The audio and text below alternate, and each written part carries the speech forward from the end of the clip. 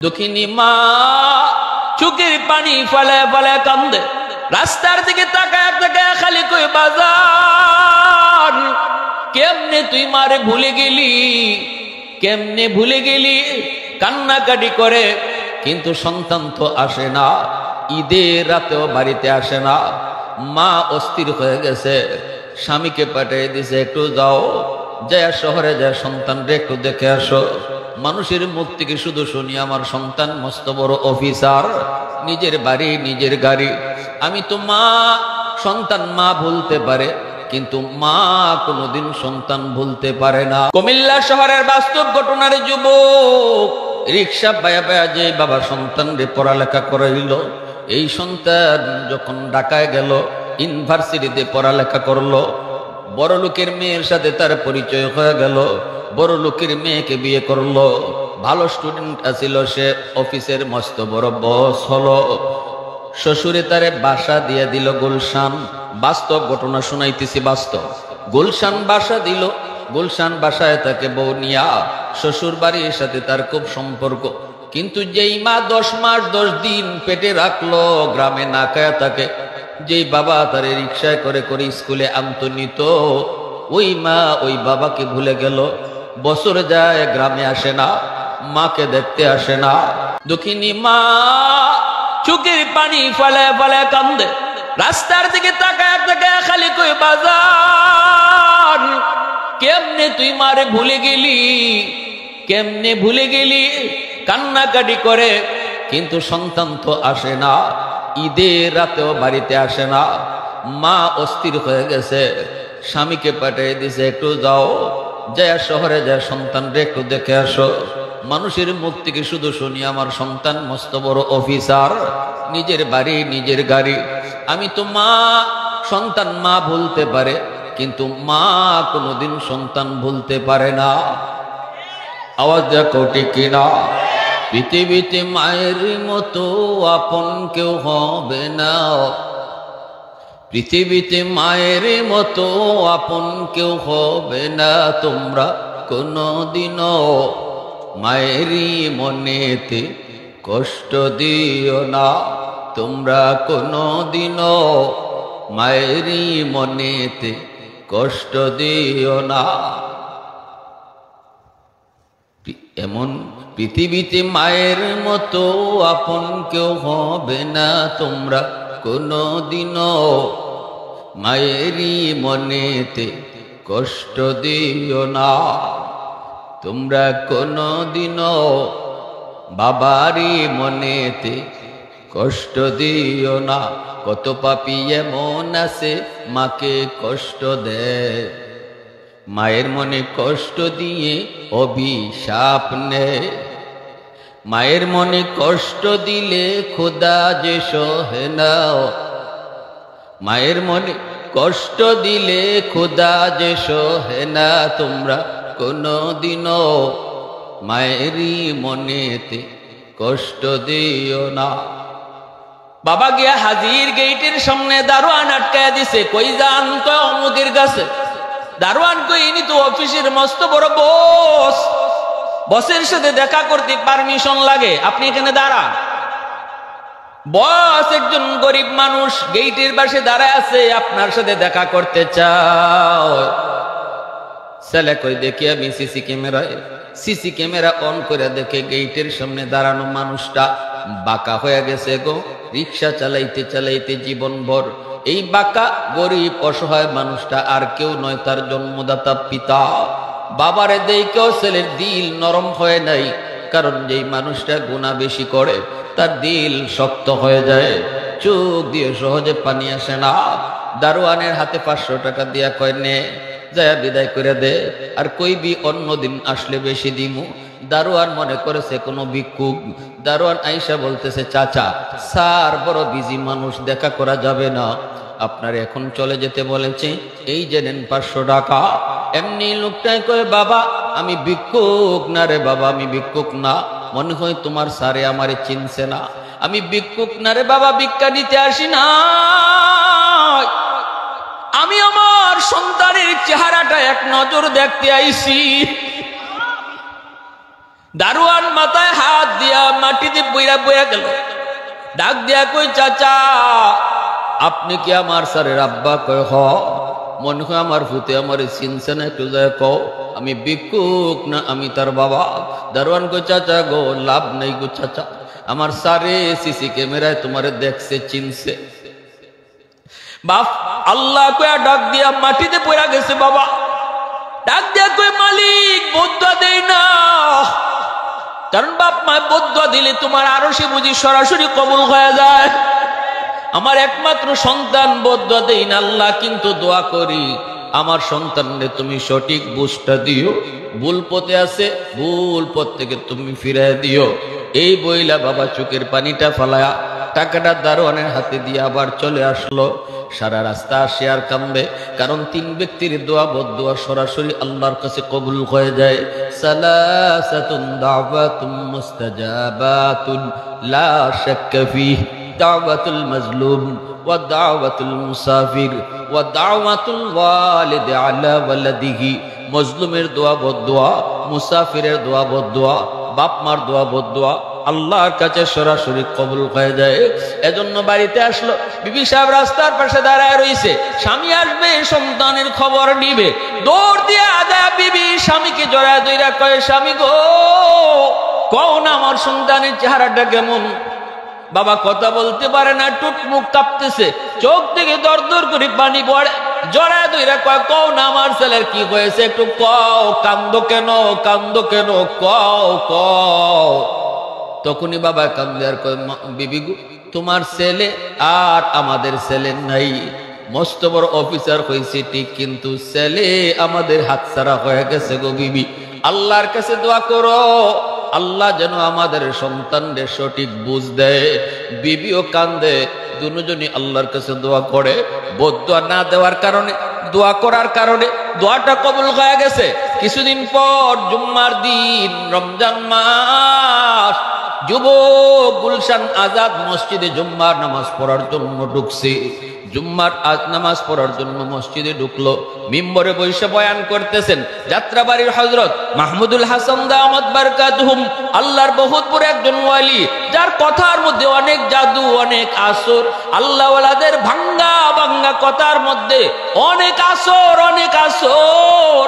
মিম্বরে বসে আল্লাহর ওলি ওই দিন বয়ান করেন মা বাবার হক, বাপ মার খেদমত, বাপ মার সাথে ভালো আচরণ করলে দুনিয়াতে কি লাভ, হায়াতের ভিতরে আল্লাহ বরকত বাড়ায়, ব্যবসা বাণিজ্যে আল্লাহ বরকত বাড়ায়, ঘাটগুলো আল্লাহ আসান করে দেয়, তার সন্তানকে আল্লাহ তার মতো মানুষ বানায়। ঠাটা মাথায় পড়ার কথা, বাপ মার দোয়া থাকলে আল্লাহ ঠাটা দূর করে দেয়। অ্যাক্সিডেন্টে পা ভেঙে যাওয়ার কথা, বাপ মার দোয়া থাকলে আল্লাহ পাক অ্যাক্সিডেন্ট থেকে বাঁচায়। এমনকি বাপ মার দোয়া থাকলে আল্লাহ পাক মরণের আগে আগে মক্কা মদিনা জিয়ারত করায়।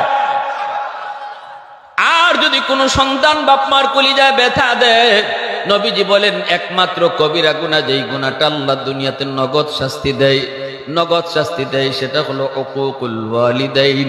ফাইন্নাহু ইউআজ্জালু লিসাহিবিহি ক্বাবলাল মামাত। মৌতের আগে আগে বাপ মার সাথে যেই সন্তান খারাপ আচরণ করবে, মরণের আগে আগে আল্লাহ তারে নগদ শাস্তি দিবে দুনিয়াত। একমাত্র কবিরা গুনাহ, যেই গুনাহটার শাস্তি আল্লাহ দুনিয়াতে নগদ দেয়, যেই সন্তানে মা বাবারে খাওয়ায় না, বাপ মারে আলগা করে দেয়, মার সাথে খারাপ আচরণ করে। এই কথা কইয়া যুবক যখন মসজিদের ভিতরে আল্লাহর ওলির বয়ান শুনতেছে, জীবনে কোনোদিন এমন বয়ান যুবক শুনে নাই। প্রতিটা কথা যায় তার দিলের মধ্যে তীরের মতো যায় লাগতেছে। যুবক মনে মনে ভাবতেছে হুজুর তো আমারই কইতেছে সব, হুজুর তো সবগুলি কথা আমারই কয়, আমারই কয়। চোখ থেকে দর দর করে পানি ফালায় আর কান্দে, কয় মালিক তুমি আমার একটু সুযোগ দিবাইনি, আমি নামাজটা শেষ কইরা ঘরে যাইবো না, সোজা গ্রামে যাইবো, যাই আমার আব্বা আম্মারে আমি খুশি করবো। নামাজ শেষ করে যুবক মার জন্য শাড়ি কিনলো, বাবার জন্য লঙ্গি কিনলো, বিভিন্ন রকমের ইফতারি লইয়া গ্রামের দিকে যায়। আর যুবক কান্দে, সারা রাস্তা কান্দতে কান্দতে যায়। কুমিল্লা যাইতে তখন 2টা ফেরি পার হওয়া লাগতো। এই 2 ফেরি পার হইতে হইতে অনেক রাত হয়ে গেল। শহরে ডুইকা দেখে তারাবির নামাজ শেষ, মানুষজন যার যার মতো ঘুমায় গেছে। কিছুক্ষণ পরে সেহরি খাবে, কোনো রিক্সা নেই, কোনো গাড়ি নেই। যুবক যাবে কেমন করে তার গ্রামে? মানুষেরা কয়, যুবক কেন কাঁদো, কে মরলো? কয়, কে মরলো না মরলো এটা না গো, কও তাড়াতাড়ি কেমনে যাইমু, রিক্সা কই? মানুষেরা কয়, বাবা এখানে রিক্সা পাইবা না, তবে একজন বুড়া মানুষ রাতের বেলা তারে আমরা রিক্সা বাইতে দেখেছি, তারে তুমি পাইতে পারো, আর কেউ রিক্সা লইয়া যাইতো না। ওই কয় সামনে আগাও। দোকানের সামনে ওই লোকটা বয়া থাকে, বারান্দার মধ্যে বয়া বয়া রাত কাটায়া দেয়। শীতের কষ্ট, গ্যারেজে রিক্সা রাখে না, ভাড়া দিতে পারবে না। গ্রামে তার বউ বিছানায় পড়া অসুস্থ, ওষুধ নিয়ে যাইতে হয় তার, আর কেউ নাই। এই লোকটারে আমরা কষ্ট করতে দেখেছি। সে হাঁটা শুরু করলো, যা দেখে ঠিকই একটা বুড়া মানুষ মাফলার পেশায় বইসা বইসা অপেক্ষা করে প্যাসেঞ্জার পায় কিনা। কাছে যায় দেখে লোকটারে চিনা যায় না, মাফলার দেয়া মুখ পেছানো, শীতের বাতাস আঘাত করে কষ্ট করতেছে আর কাঁপতেছে। যায় কই, চাচা অমুক গ্রামে যাইবেননি? অথচ যুবক জানে না, যারে চাচা করে ডাক দিছে সেই তার রিক্সাওয়ালা বাবা। ছেলের কণ্ঠ, যুবক ছেলের কণ্ঠ বাবাই চিনে ফেলেছে, বাবাই বুঝে ফেলেছে। এবার বাবা মাথাটা নিচের দিকে রেখে জবাব দিয়ে কয়, হ বাজান যাইমু। চেহারা দেখায় না, কারণ সন্তানের কণ্ঠ বাপ মা কোনোদিন ভুলে না। যখনই কইছে হ বাবা যাইমু, ছেলে কয়, কত টাকা ভাড়া দেওয়া লাগবে? বলতেই লোকটা কান্না শুরু করে দিছে। কান দেয়ার কয়, বাজান রে, জীবনে কতদিন কতবার তোমার রিক্সায় উঠাইছি, কোনোদিন বাবায় ভাড়া নেই নেই, আজকে বুঝি বাবারে ভাড়া দিতে চাও? আজও তোমার কাছ থেকে ভাড়া নিব না। এই কথা বলতেই যুবক জড়ায় দইরা মাফলারটা সরায় ফেলছে। টান দিয়া মাফলার সরায়া দেখি তার বাবা বুকে জড়ায় ধরে কান্না শুরু করেছে।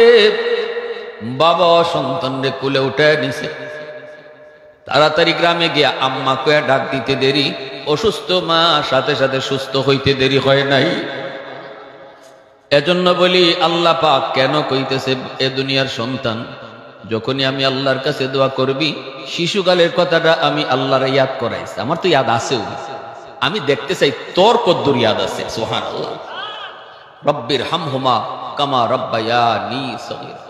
নগদ শাস্তি আল্লাহ দুনিয়াতে দেয়, আর যারা বাপ মারে খেদমত করে আল্লাহ তাদেরকে দুনিয়াতেই পুরস্কার দেয়। হুজুর আইসেন নি?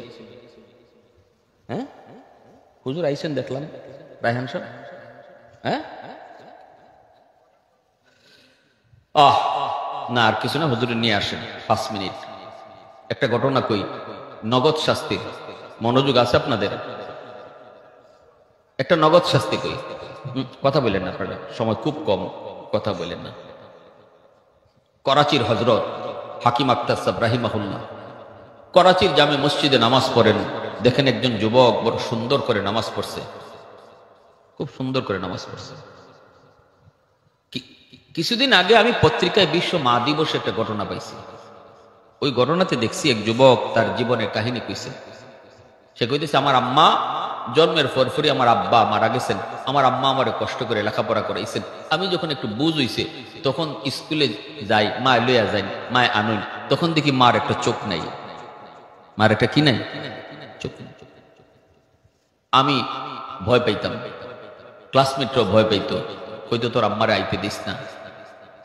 আমি আম্মারে নিষেধ করতাম, মা নিষেধ মানতো না, আমারে দেখতে স্কুলে যাইতো। কলেজ শেষ করেছি, ঢাকায় গেছি। আমি ঢাকায় গিয়া সুন্দরী মেয়ের খপ্পরে পইরা ভালোবাসায় কইরা বিয়ে করে ফেলছি। বউ নিয়ে বাসায় থাকি, মারে ভুইলা গেছি। মানুষের কাছ থেকে মা ঠিকানা লইয়া আমার বাসায় আইছে। দরজার সামনে নক করেছি, দরজা কইলে দেখি মা। আমি মারে তখন দেখি আমার মাথা গরম হয়ে গেছে। আমি বলতেছি, মারে একটা চোখ তোমার নাই, দেখলে ভয় লাগে। স্কুল জীবনেও তোমারে নিষেধ করতাম, নিষেধ মানতা না। আজকে বিয়ে করে বউ আনছি, আমার বউ যদি দেখে তোমার চোখ নাই, যে ডর করে বউ ভয় পাইব, কেন আইছো? নাউজুবিল্লাহ জোরে বলে।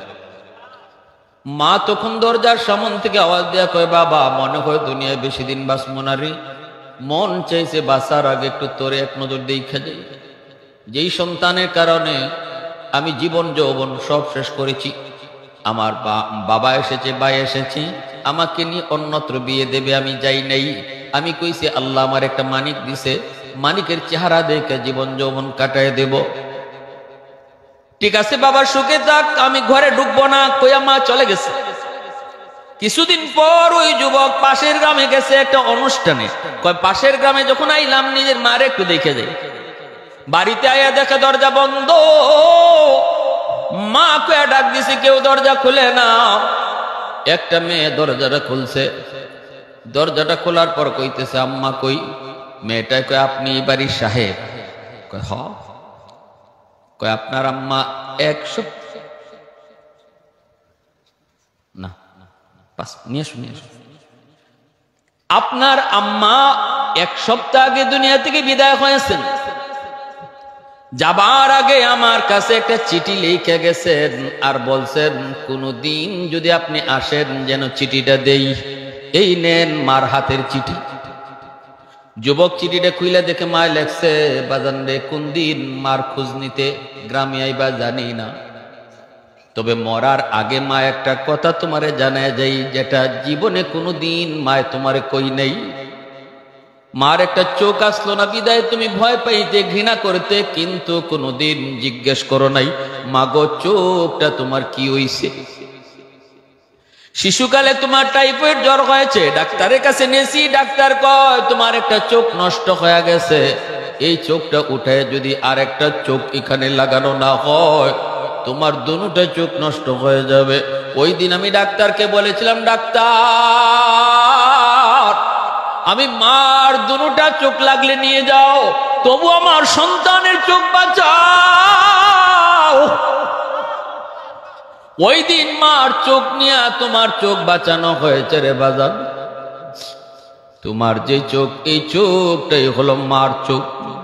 ওই সময় সন্তান বিছানায় না, সন্তান মাটিতে পড়ে গড়াগড়ি করে কান্দে। এজন্য বলি যুবক ভালো করে মনে রাখো, যতদিন বাপ মা দুনিয়াতে আছে বাপ মার সেবা করো, বাপ মার দোয়া নেও। যেই সন্তান মা বাবার দোয়া নিয়ে রাস্তাঘাটে চলবো, বিপদ আপদ থেকে আল্লাহ হেফাজত করবো।